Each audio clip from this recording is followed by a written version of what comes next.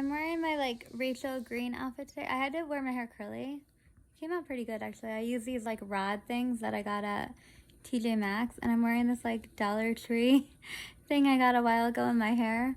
I got my new glasses finally. I'm so excited. They're called Crystal Rose, but they're actually pink. And I'm getting my Diva haircut. I'm so excited.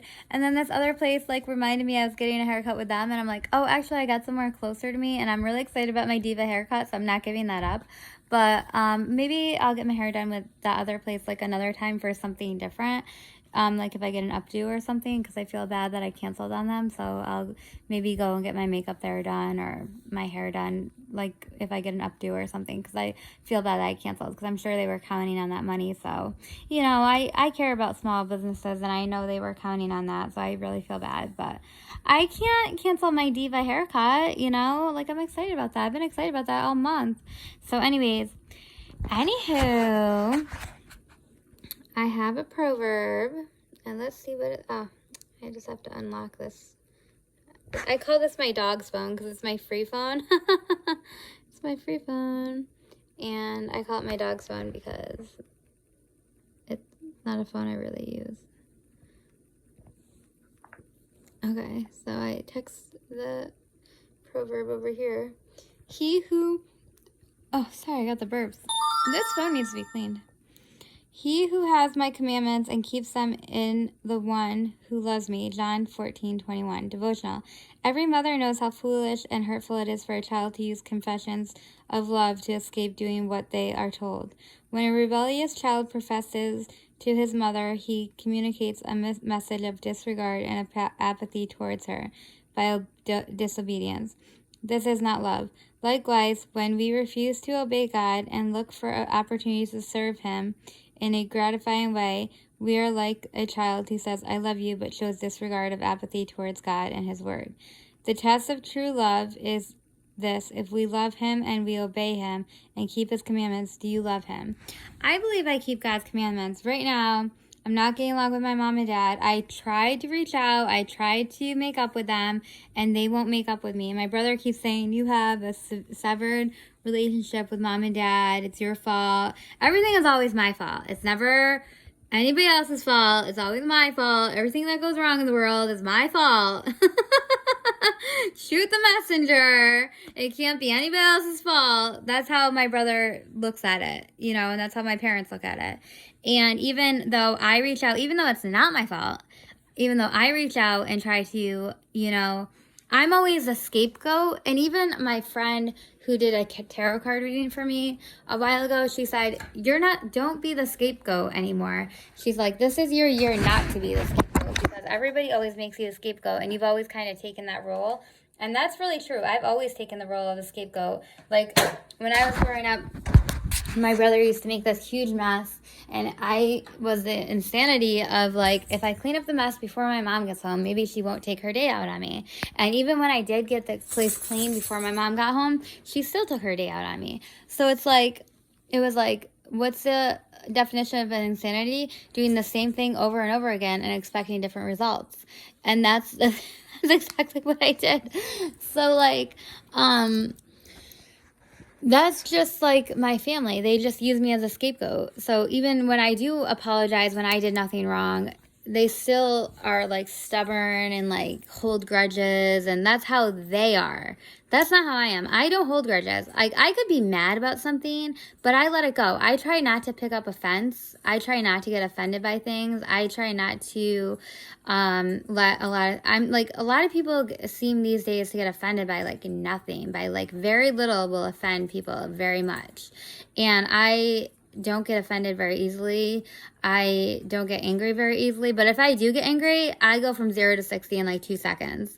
But I let it go in 2 seconds. You know what I mean? I'm not somebody who holds on to grudges.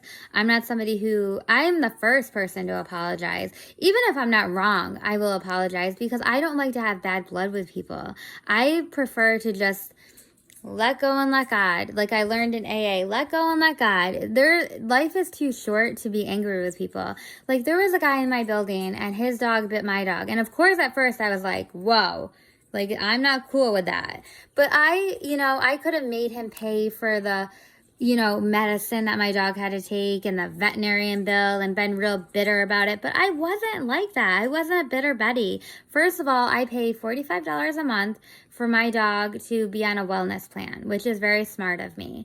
Because what happens is all of his veterinarian bills are already paid for. So he can see the vet anytime, any day of the week. He could go every day if he wanted to, but we're not going to do that. But he just goes when he needs. And that was an emergency, and he went, and I didn't have the money, and luckily, because he's under the wellness plan, he got to go. And his medicine was 15% off, so it only came to like $35. I had the money. I wasn't going to ask him, the guy who was he was a war vet or whatever. I wasn't going to ask him for the money because I was like, that might have broke his bank. I don't know. So maybe it wouldn't have, but maybe it would have, So I let it go. You know what I mean? And he actually attacked me. That guy attacked me. And I was upset at first, but then I let it go. I was like, maybe he's just feeling attacked or whatever.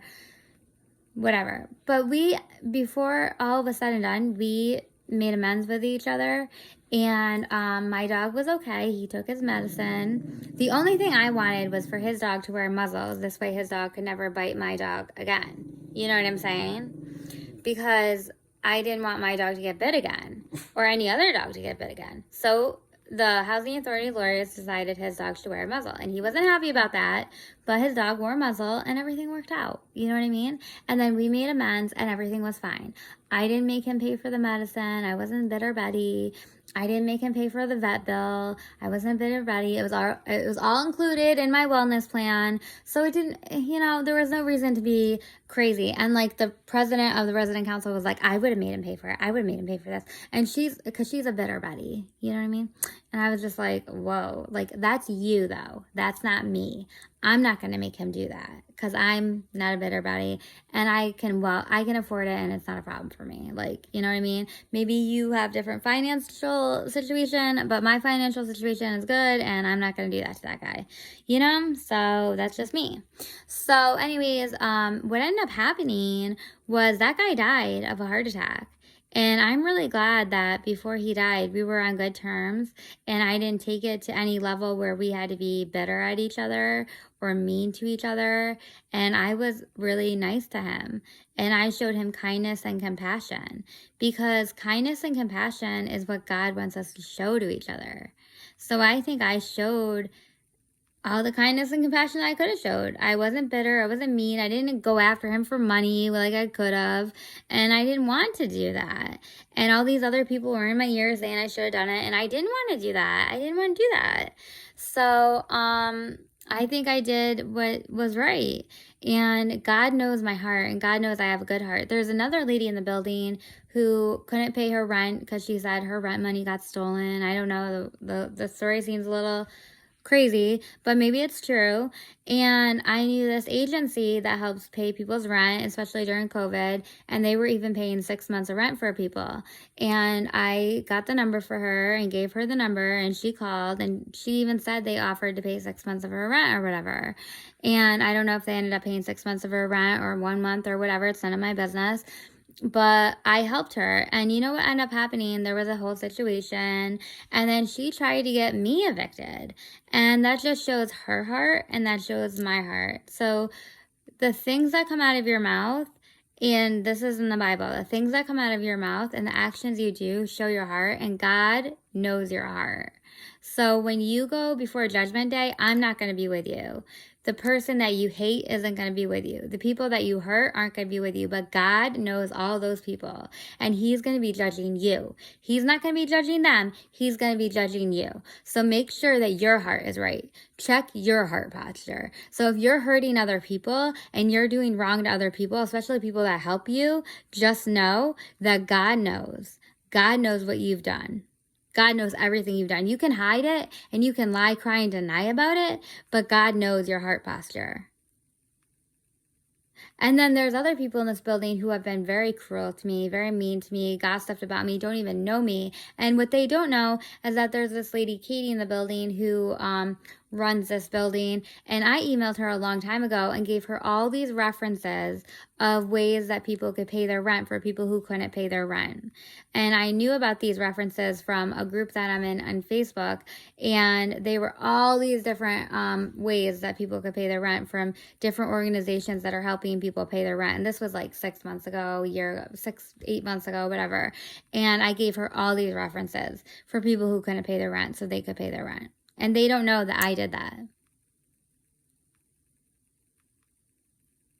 But God knows that I did that. Even though these people are very cruel to me and very nasty to me. Because that's my heart posture. Because I would never want to see somebody get evicted. But all these people try to get me evicted.